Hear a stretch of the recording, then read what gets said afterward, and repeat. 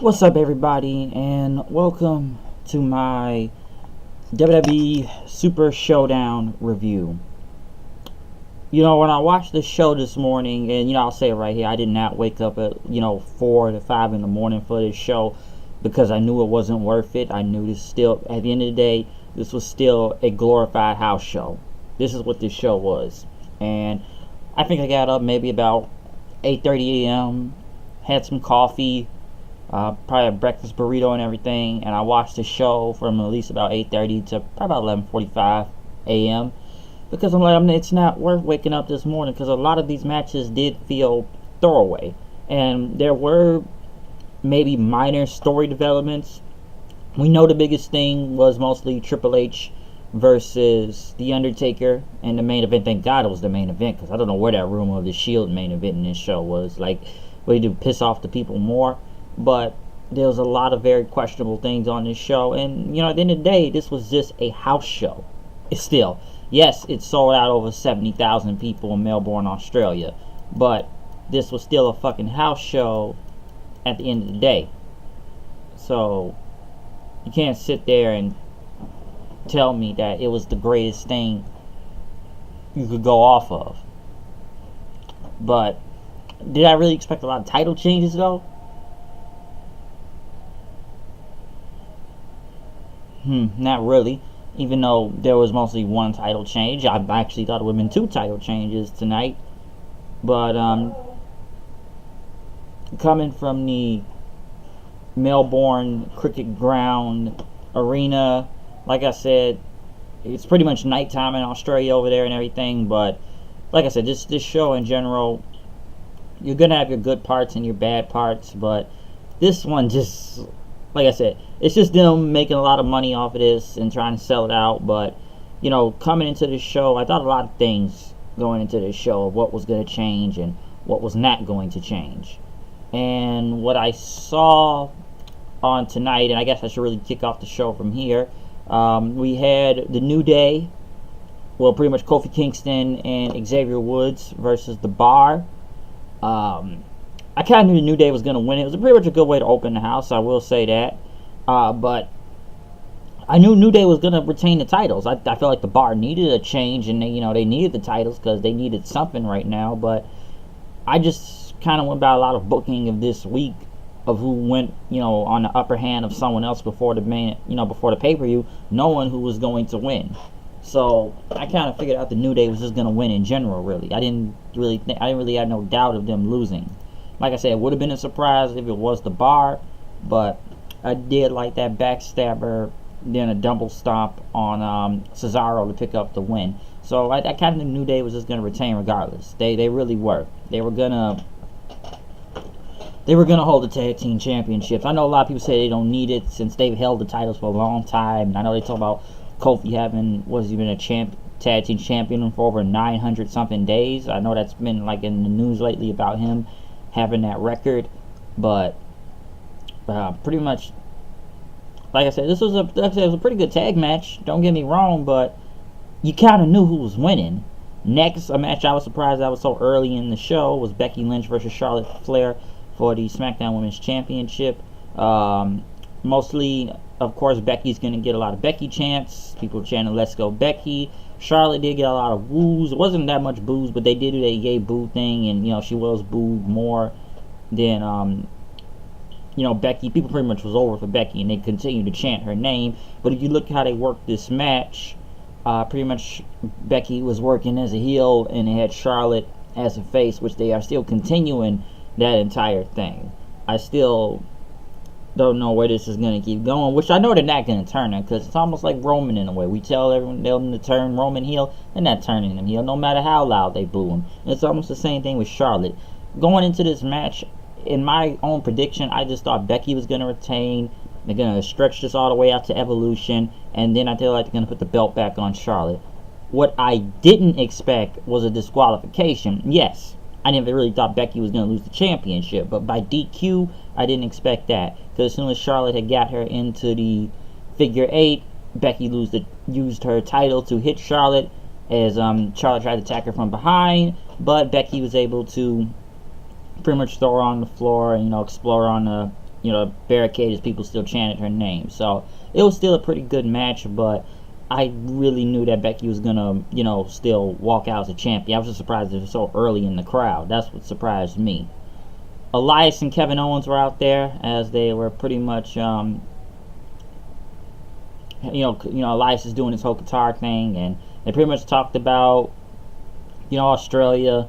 Owens said this is a cesspool of a city. We should have done this super show in Canada. Next thing you know, Bobby Lashley's music hits. Next thing you know, John Cena comes out. Of course, people did chant, John Cena sucks. And Cena looked the same. I know he had a new t-shirt, which didn't look that bad. At least it wasn't another multi-color shirt. And this was actually kind of cool.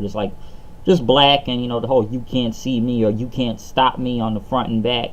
So it wasn't bad. I see Cena like he got more hair. Now, if one thing I did notice, though, a lot of people have been saying is that John Cena looked kind of smaller. I don't know what movie role or whatever he's doing outside of WWE right now, because we all know he's going to be in that Bumblebee movie, that Transformers thing. But, John Cena pretty much had, more hair. Somebody say it looked like JBL's hair, which almost could have, in a way, looked like that. I don't believe the whole... Well, I should believe it, but everybody said, well, John Cena, like, he lost 30, 40 pounds. Like, the guy's still jacked to the freaking gills. But I will say, like, he doesn't look as that big, but, hey, what do I know? The guy's still jacked, so John Cena mostly still looks the same anyway. It's just probably with more hair. But this whole tag match, come on, you knew who was going to win, okay? You knew who was going to win this match. And mostly it was just the heels, working on Lashley throughout the majority of the match. Cena pretty much got the hot tag. He did his 5 moves of doom on Elias. And then he, after he hit the FU, he did this. And they say, well, John Cena, they say, has been in China most of the time, too. I know, like I said about the whole Bumblebee movie, yes. But they keep saying he's been training with Jackie Chan for some reason. They always kept saying that. And he's been learning Mandarin. So they say he's been in China ever since, after WrestleMania, if I'm correct. That's what he's been doing, I guess, in his whatever time he's doing over there in China. But pretty much the 6th move of doom, as everyone called it. I saw it and it looked ridiculous, and it even looks more ridiculous now after seeing it. After he did this fighting thing, and then he did a punch to Elias and won the match. I said, then maybe I should look more, but I'm like, that's the 6th move of doom, huh? A basic punch won the match. A basic punch. Okay. It's just... I don't know. Okay, and I will say, Cena didn't even really do that much in this match, too. Like I said, all he really did was come in and, hit his, his basic signature and finisher and his new 6th move of doom, which I still think it looks ridiculous, but, it's just a basic punch, which is him doing a fighting pose, but... Hey, whatever they want to go with, it's John Cena. Let's add more as the 6 moves of doom. But, I expect him to do more in this match. I didn't really expect him to just get the hot tag and just do his, signature and finisher and get done with the match. But Cena, he pretty much got on the mic then. And, WWE is always his home. He knows his life is changing, but he never forgets what he came from. And he doesn't know what the future holds, but he wants to focus on the now right here. And he's standing in front of 70,000 people saying what as they kept talking, and as they pretty much kept saying what to him. But he said there's no better feeling in the world right now than being in front of this crowd, and he thanked everyone for letting him come to their country and everything to do this show in Australia. So this was just a house show match. That's all it really was. It was never really anything to it. You knew John Cena and Bobby Lashley were going to win in general. I don't know when John Cena's coming back to do something. I don't know, go for the title, I guess, if he wants to go 17 times or something. But like I said, this was just a house show. It was just John Cena and Lashley versus Elias and Owens. There wasn't really much to talk about. Okay, so I know, like a lot of people say, it's non-canon. It's just a glorified house show. So yeah, you knew John Cena and Bobby Lashley was gonna win. Next, Asuka and Naomi going against the Iconics. Asuka and Naomi kind of danced to the ring, which, was kind of whatever. Just I don't know where this whole tag thing is going on with them, but I just don't know what they do with Asuka. And knowing this match, I knew who was gonna win this. There wasn't much to say about this tag match. I'm surprised the Iconics didn't get a bigger reaction since they're from Australia and everything. But they said, they were just happy to compete in front of their home, and pretty much the Iconics won. They hit this running knee on her, I think Peyton Royce, and beat Naomi and Asuka. Listen, you kind of knew they were going to win it, because after the last 2 weeks on SmackDown with Asuka getting pins over both of them, it's like, let's just give the Iconics a, let's pop the crowd. Of course, they were going to pop when they won, and the Iconics won. Let's just give the crowd, a feel-good moment. They're in their hometown. Usually WWE likes to make people lose in their hometown all the time, but I guess this time, since it's 70,000 people in their own country, I was like, we'll give them the win. I guess let's just give them the win. Let's just pop the crowd, because usually in your hometown you always lose. A match that I always feel like should not be in the middle of the show, but once again, the WWE Championship is in the middle of the show. AJ Styles versus Samoa Joe, and ain't no disqualification, no count out match. There must be a winner for the championship. This was probably one of the best matches of the night, and I will say it was very brutal throughout this entire match. From the chairs getting involved throughout pretty much the match, to Joe, I mean, you heard AJ's mouth. His mouth was bleeding at one point in time on there. They even got a table in the ring. Joe was going to suplex him, but AJ picked him up, going like for an electric chair, which they both kind of went through the table, but Joe hurt his knee and was holding it through most of the time. AJ Styles then targeted his knee and tried to go back for the Coquina Clutch then. Joe was able to dodge it into his, went to the Coquina Clutch after dodging the calf killer, I should say. Wrong choice of words, but AJ was able to get to the floor then. He then still went back for Joe's leg. He hit a 450 on his leg. When they kind of got in the ring, AJ went for a phenomenal forearm. Joe got him back into the Coquina Clutch, but Styles was able to get out of there then, pretty much knocking Joe into the corner. Joe had got a suplex on him, but then when he went to the Coquina Clutch one more time, AJ pretty much once again targeted his leg, dodging the Coquina Clutch, almost like back at Hell in a Cell, the same finish from there, but AJ was able to get the calf killer and made Joe tap. That was probably one of the most shocking things. I will say that. First off, the match was really great, okay? Even for a glorified house show, this title was on the line, and it was treated like it could have been a really great, it was still treated like a great match, and it had to be a winner. But the thing, I was really surprised that there was no title change. And I go back to this theory, the reason why AJ is still the champion is that because he's on the cover of the video game. The game comes out Tuesday, and they wanted him to still be the champion. Okay, that's the reason why I believe AJ Styles is still the champion right now. I'm very surprised Joe did not win this. Like I said, I thought it would have been a title change. Now, I don't even know what happens next for Joe, because what is this, the third match now? So, we can't keep running these matches into the ground, because, come on, look what happened with the Nakamura and AJ matches, and look how, they got slightly better in time, but at the end of the day, it just wasn't, it just did. Come on, none of those matches with AJ and Nakamura did not even come close or in comparison to what they did at Wrestle Kingdom a couple years ago, okay? It didn't even come close, and they burnt that entire feud to the ground. I actually thought Joe would have finally got the win, but after the third time, I don't know where Samoa Joe goes on from here. Are they going to continue this feud? Because I think it's pretty much over now. AJ has pretty much got the win. Yeah, the first one was what? Disqualification. Second one was the controversial finish, but this time AJ made Joe tap out. So where do you really go from here? We just pretty much move on to the next feud, I guess, unless they want to continue this thing with Joe. But like I said before, it's because of the video game, or my other theory, they want him to surpass CM Punk's 434-day record. That's probably another thing, the reason why AJ Styles is still the champion. So that's what I really think.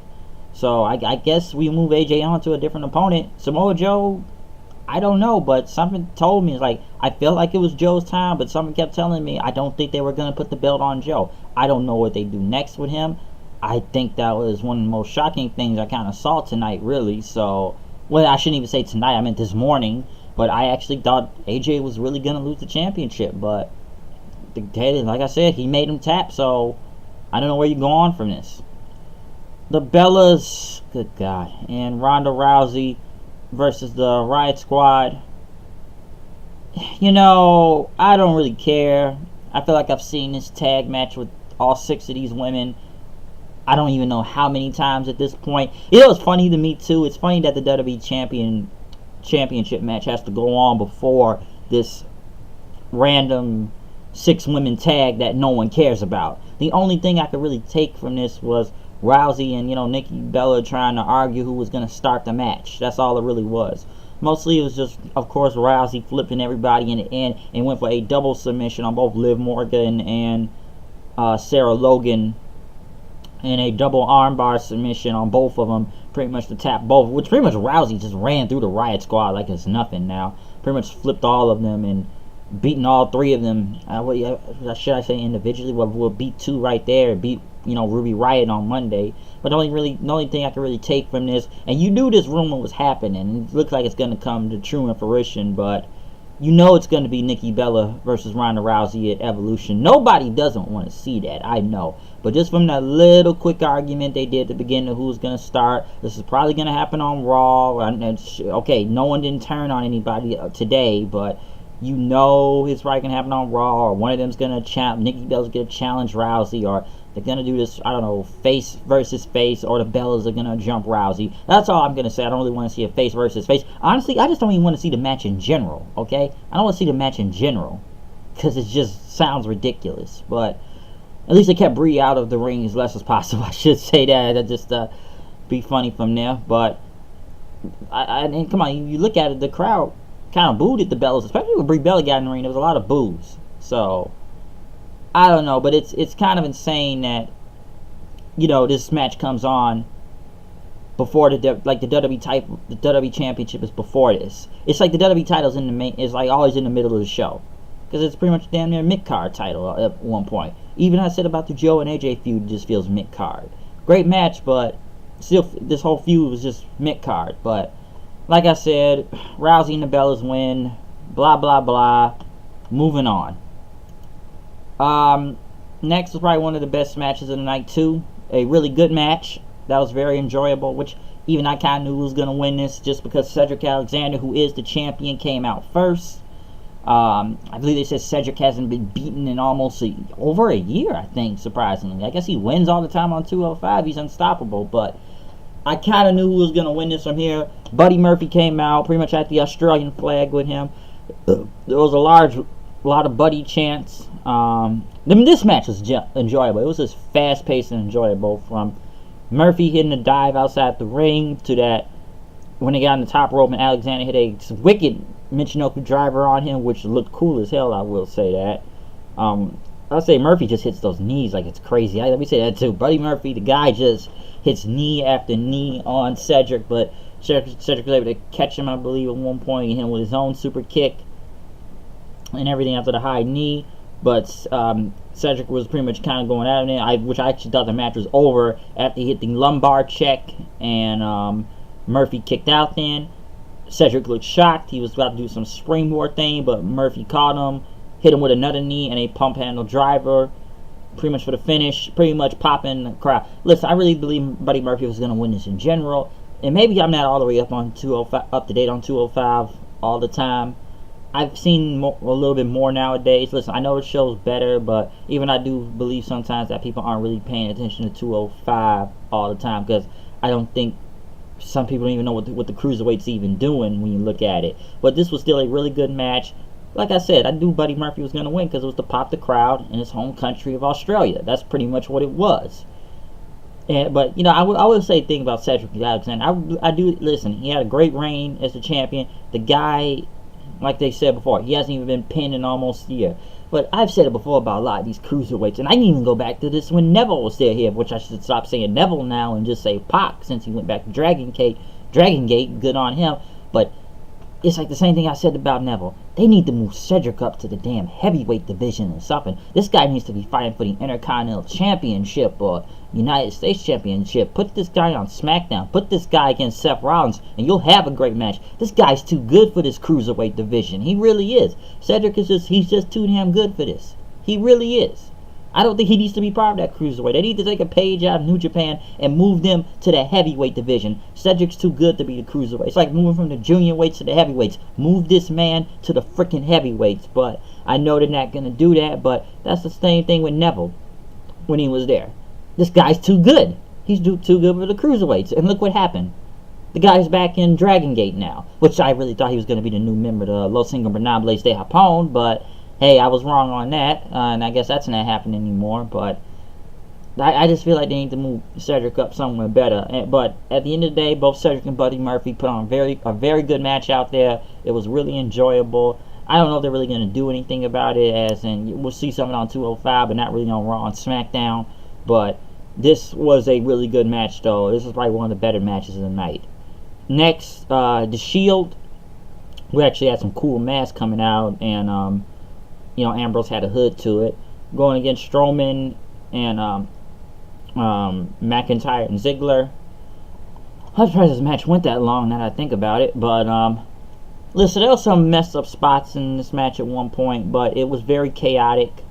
The main thing you could take from this match, I guess I guess a story perspective, because I felt like the crowd was very flat though.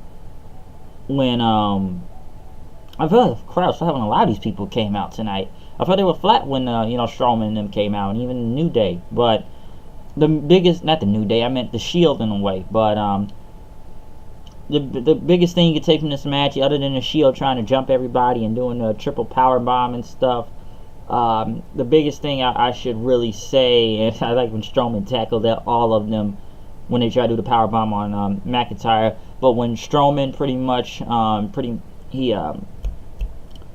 not Strowman, I think it was Strowman that was in the ring, but when Roman hit Dean Ambrose accidentally, and pretty much it was Seth and Roman in the ring, and they were surrounded by Strowman and Ziggler and McIntyre surrounding the ring, and Ambrose was there. They didn't know if Ambrose actually turned on them, but pretty much Ambrose was still helping the Shield, going dead on Strowman, hitting a suicide dive on him, taking him out, taking him out. He pretty much took him out. He took him out from there. But pretty much when they, like I said, they went back for that triple power bomb. Strowman pretty much ran both Reigns and Seth Rollins over. Ziggler hit his finisher on the zigzag on Ambrose, but Rollins was able to break up the pin. Strowman was about to run over Dean Ambrose, but Roman took a bullet for Ambrose, pretty much knocking him into the barricade at the side. Ziggler and McIntyre was going to set up for that Claymore kick zigzag, but Seth hit a super kick on Drew to the outside of the ring. Ambrose hit the Dirty Deeds on Ziggler, pretty much winning the match. You knew the Shield was winning regardless. I never really had no doubt in my mind they was going to lose, but like I said, booking from Monday. So even though the biggest thing you could take is if Ambrose was going to turn on him, the Shield was pretty much on the same page with each other. They helped carry Roman, picking him up, and they did their fist bump thing. You knew they were winning. They were never going to lose. Okay? They never were. I know they still got that crown jewel thing coming up next month, but yeah, the Shield, they were not going to lose in this house show. They just weren't going to lose. Who thought they were going to lose? Who really thought? But next, and this was a match I actually forgot that was on the card, which this really shocked me. And listen, I'm not the biggest fan of this feud, and I've said this before, but I was surprised this match was so quick. And that was between Daniel Bryan and The Miz. And this match was like, if I looked it up, it was 2 minutes and 25 seconds. Pretty much, AJ was watching in the back, but Miz tried to do a promo. Bryan came out, Miz attacked him, for Bryan could even get his, shirt off and everything, gear. But he was targeting Daniel Bryan's ribs. Mostly they just kind of hit finishers and signatures on each other as, Miz tried to do the yes kicks, and then he tried to do that running knee, but Daniel dodged it and got his own running knee. And when Miz tried to hit that skull crushing finale, Bryan rolled him up and it was over. That was it. I expect this to be at least a good to decent match, but I didn't think it would go so quick. So that crown jewel is going to be AJ Styles versus Daniel Bryan for the WWE Championship. But this was literally nothing to talk about. I know they've been building this feud up for so long, but even I expected at least some type of good match. I didn't know what was the issue. Was somebody hurt when this happened, or hurt for real, or was this all part of the thing? I don't know. And they said Paige booked the match, even though she's not in person for the crown jewel thing. But this was just strange to me. But I feel like the reason why that match was so quick, because they wanted to give Undertaker and Triple H as much time as possible. A lot of time, I'm assuming. And you know how long their entrances was going to be too, okay? But this match, I was just surprised it was so short. I really was surprised it was that short. I didn't expect it to go that fast and anything. It just kind of came and went by when you look at it. So it's not really much to talk about from that. It's just, hey, there you go. The match happened and boom. 2 minutes and 25 seconds. Kind of disappointing, but I knew Bryan would win, just going back from what happened on SmackDown on Tuesday, but I didn't think it'd be that quick. But main event time, Undertaker with Kane versus Triple H, and he's with Shawn Michaels, pretty much the Brothers of Destruction and DX. And by God, their entrance is taking a long time. Shawn, he did his regular entrance. I swear he has that hat attached to his head now. I'll get in that in a second. But Triple H, he had his skull mask and, jacket hood with, the NXT logo, since he is NXT God. So he came out. Kane's entrance sucks without pyro. It's just dumb. And Undertaker, who usually takes like 20 minutes to get in the ring as possible, with his walk, I went to get a drink and he was still walking when I came back, as usual. But JoJo pretty much announced now this is a no disqualification match at the last second. So we're doing these things on the fly now. But they said Triple H is the COO, so he can change anything at any time, I guess.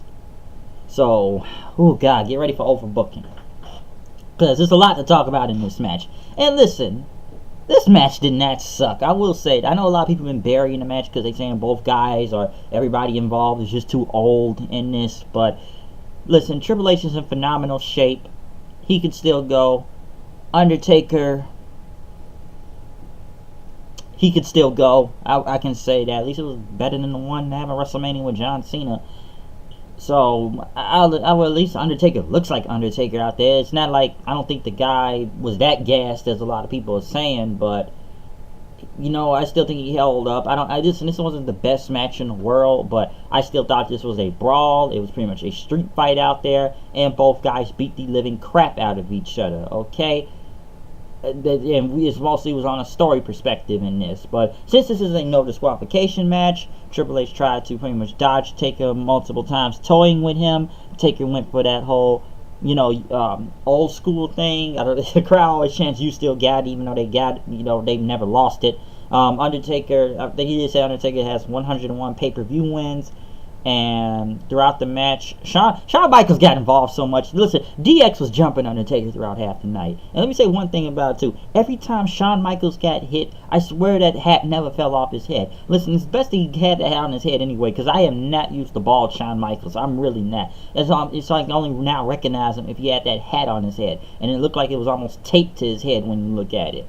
But with Shawn was just getting involved throughout most of this match with Triple H. Yeah, DX was jumping in, knocking him to the post. Kane looked like he just kind of walked around trying to stop him. Shawn even pulled out a table, which Kane even tried to stop him, but Triple H and Shawn pretty much kept putting that table, even putting Taker on it. But Undertaker was pretty much got out of there then, and knocked Triple H into the ring steps. They were pretty much back in the ring. I think he took it to the net break at one point, and then they pretty much went to the crowd. Then Undertaker started choking Triple H with a cord while they were in the crowd. They pretty much got back to the ring. Triple H tried to pedigree him, but I guess in the crowd, but it didn't work. But when they got back, once again, Shawn Michaels gets involved. Taker pretty much takes him out again when he tried to get something under the ring in the chair. It says, "You stay over there," okay? Like, every time you get to see Shawn Michaels get involved in this match. That's why Shawn did more than Kane did to help. But Triple H had got the chair and pretty much hit Undertaker with it. But Taker pretty much got and knocked Triple H into the chair then. And he was going to put Hunter through the table, but once again, Shawn, he gets involved. Taker pretty much big booted him. Taker was about to do that jump he usually does from the inside to the outside of the ring, which I actually thought that was going to happen. But Triple H pretty much came back in and hit him with a chair. Taker hit a choke slam on him and a tombstone, but Triple H kicked out. Shawn super kicked Kane. I think, yeah, he super kicked Kane onto the table then. Once Kane tried to get involved, Triple H did like an elbow drop on Kane through the table, so like Undertaker was kind of on his own for a minute. But once again, DX kept getting involved. Undertaker started beating out Triple H several times with the chair. Triple H, like, he tried to stop and plead with Taker, but Undertaker said, "This your buddy? Huh? You watch. I want you to watch this. What you gonna do about your buddy now, huh? What you gonna do?" But Triple H came back with a pedigree, which I should have said before that, when that tombstone happened, Undertaker right-handed the referee for no reason. So once he hit the referee, I'm like, I get this is a no disqualification match, but why are we beating the crap out of referees? Overbooking, that's why. Taker just right-handed the referee. We had to get a second referee out there. And, after he hit him with the pedigree, and everything, and they had a new one, Kane took out the next referee then. He took him out after he hit him with a pedigree then, and he pretty much had the sledgehammer at one point. Which, like, this whole match was just all over the place, okay? But when Shawn had the sledgehammer and he handed it to Triple H, and both guys are on the ground, I guess that's selling. I want to say both of them, Undertaker and Triple H, were gassed, because even at one point I felt like they were moving in slow motion, but either they're gassed or they're just selling that good. But Shawn gave Triple H the sledgehammer. Kane gave Taker a chair. Pretty much Triple H hit Taker with the chair then. He hit the sledgehammer on the chair, taking the dead man down. Undertaker didn't put him in the Hell's Gate thing, but Triple H used the sledgehammer to try to choke Undertaker. Both guys were down then. Nobody was really there. No referee to call it. Shawn got in the ring. Kane tried to come back at him because he had that sledgehammer. Shawn pretty much nutshot at Kane, but Taker was able to knock Triple H back, not Triple H, but Shawn Michaels back over the ropes, which, like I said, his hat was on his head forever. It's stuck on his head for some reason. But Triple H, what did he try to do? I think he went for a pedigree and everything. Yeah, he went for a pedigree. But Undertaker dodged it with a choke slam. But Shawn got back in. He hit him with a super kick. This is where DX pretty much jumped him. He hit Shawn with a super kick. Taker kind of got back up and recovered himself. Was gonna put him in the tombstone on Shawn Michaels. Triple H hit him with a sledgehammer to the face. Another super kick by Shawn Michaels, and then Triple H did a pedigree and got the win. So DX pretty much screwed the dead man here. That's how I look at it. Since DX were, I felt like they were the heels at one point, trying to do anything they could so they could beat the Undertaker. Kane, the mayor formerly known as Kane out there, yeah, he was out there, but I'm like, dude, you could help Undertaker a little bit more then, because it looked like DX was just jumping him throughout most of this entire time. Like, Shawn was so involved in this match, I didn't know what he was going to do next. And that the whole finish was a DX finish. In my mind, before coming into this match, how pissed off the crowd would have been and how funny it would have been if they had all of DX, if the Outlaws and X-Pac came out and they just screwed both the Brothers of Destruction. Just think about that. Think about that idea. And yes, Triple H finally beat the dead man, which I kind of knew Triple H was going to get a win after what happened Monday, and that the Undertaker always has Triple H's number all the time and beats him. Pretty much Triple H is going to win, and as Cole said, it's all over. They all shook hands, and Undertaker just looked at him holding that sledgehammer and, gave it back to Triple H, and, they all shook each other's hands and hugged, and there was a pyro. But next thing you know, Undertaker tombstone Triple H. And Kane took out Shawn Michaels with a clothesline. They pretty much took out Triple H and Shawn, pretty much beating hell out of Shawn Michaels, and they pretty much chokeslammed him through the announce table then as Undertaker's music hit. Listen, this was overbooking at its finest. This was a car wreck. This was a brawl out here, I will say that. This isn't the best match out of these two, but with so much getting involved and pretty much Shawn Michaels and Kane getting involved, which I just felt was a 2-on-1 at one point with DX. But this feud is not over. I never thought it was going to be over to begin with. But this feud will continue. And I don't know for how long. Maybe till WrestleMania. But I feel they were going to be at the Crown Jewels, people been kind of, saying. But I just swear to God, Shawn Michaels interfered so much in this match. I didn't know what to say at one point. And Kane and Undertaker, you can't really boo them for, going against them for how they took out both of DX's. Undertaker pretty much got screwed, so it's like, why would you even shake these guys' hands and hug anyways if you just knew you were going to jump them? It's like, I got jumped through this entire match. This is pretty much a 2-on-1 situation. Why was this a no disqualification? I'm like, I bet if Undertaker was thinking, why is this now a no disqualification match? Who's making these rules on the fly? Because I'm sure they can say, like the announcer says, Triple H is the COO, so he changed this match to a no disqualification match. And you know what? I wouldn't have been surprised if that was the case if we're going to go on from there. But, that's what I believe what happened. I do believe that. So, like I said, Undertaker and Kane, could you really blame them for taking out both of DX in the end?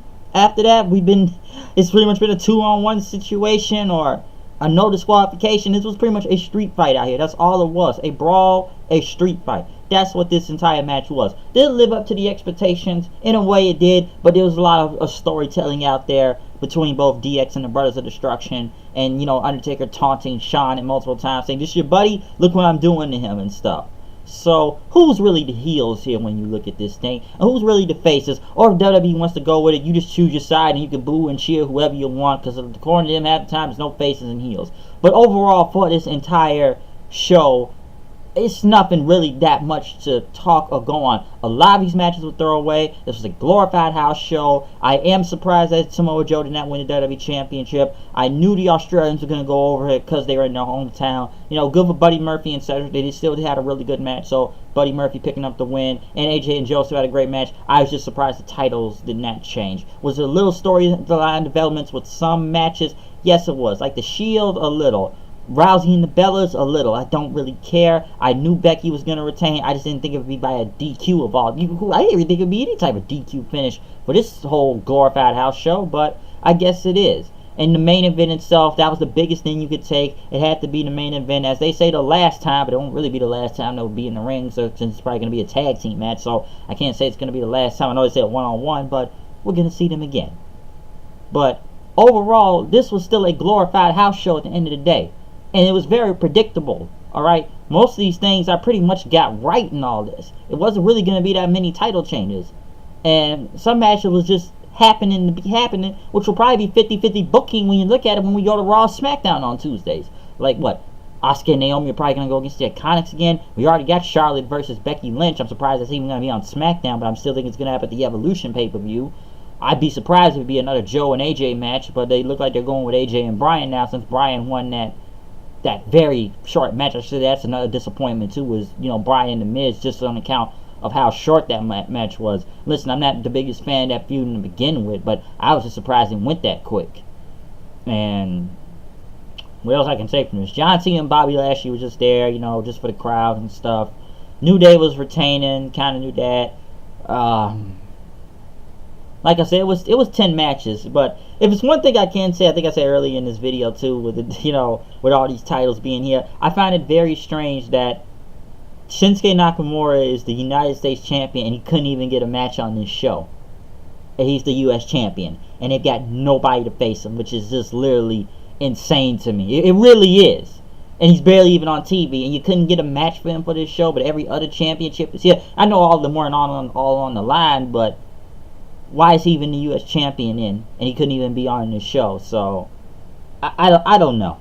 I don't know. Like I said, it's a glorified house show. If you woke up at 5 in the morning to watch this, hey, God bless you, man. You do you, okay? I wasn't going to wake up at 5. It was like, whatever time I get up in the morning, I'm going to watch it, and I'm going to get over it. I'm just lucky I woke up at least 8:30 or something this morning and wanted to get over with this thing. Because it was not worth getting up at 4 to 5 a.m. and I had to dodge the internet just to avoid spoilers and everything until I watched the show in its full entirety. But yes, comment, subscribe, tell me what you thought about this whole Super Showdown thing and whatever. Do you think it was good, or was it just a basic glorified house show? Were you really shocked at anything of who won or who lost? I don't know. Comment, subscribe, tell me what you thought about this show. I am out of here. I will see you guys later. Peace. I've got other reviews to probably get to and some other stuff, and get back to playing some Spider-Man. I'm out of here. See you guys later. Peace out. about Red Dead Redemption 2.